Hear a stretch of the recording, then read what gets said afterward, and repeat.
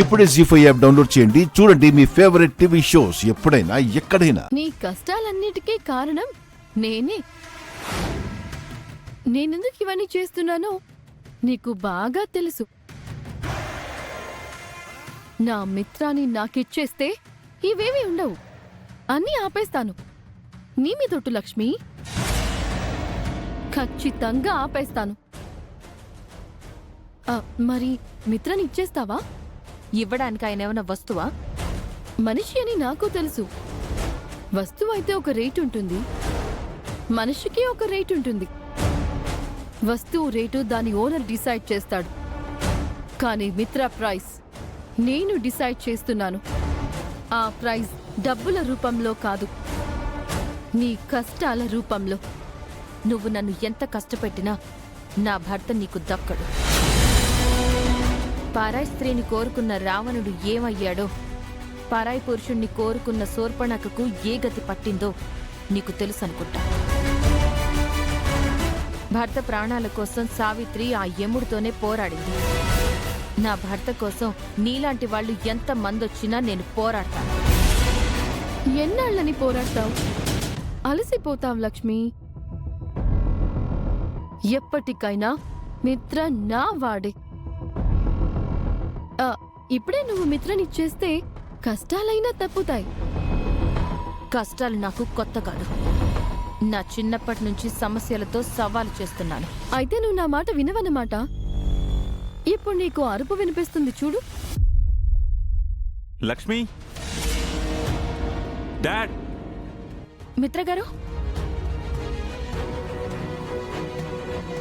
Dad, ఏమైంది మిత్రగారు? మన ఫ్యాక్టరీలో ప్రమాదం జరిగిందట. ఒక వర్కర్కి ఇంజూర్ అయిందట. మేనేజర్ ఇప్పుడే ఫోన్ చేశాడు.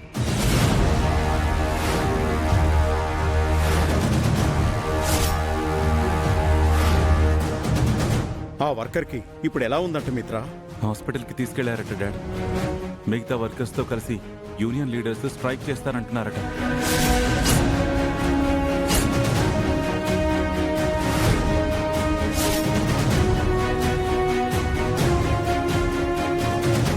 స్ట్రైకా?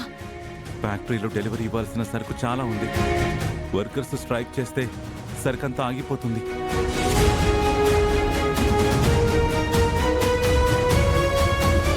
ఆర్డర్స్ ఇచ్చిన వాళ్ళు గొడవ చేస్తారు. వెంటనే సమ్మె జరగకుండా ఆపాలి.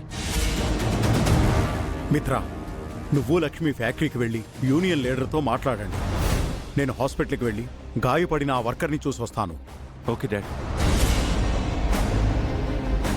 మిత్రగారు, మనం కూడా త్వరగా వెళ్దాం పదండి. వదిన ఆగండి, నేను వస్తాను.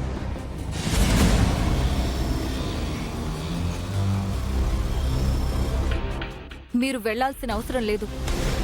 వాళ్ళు చూసుకుంటారు. అది కాదు, నన్ను మీరేమీ మాట్లాడనన్నారు. మాట్లాడకండి, రండి. హే, వివేక్ ని ఇరుకున పెట్టి బాగానే కంట్రోల్ చేస్తుంది. లక్ష్మి, వెళ్దాం పద.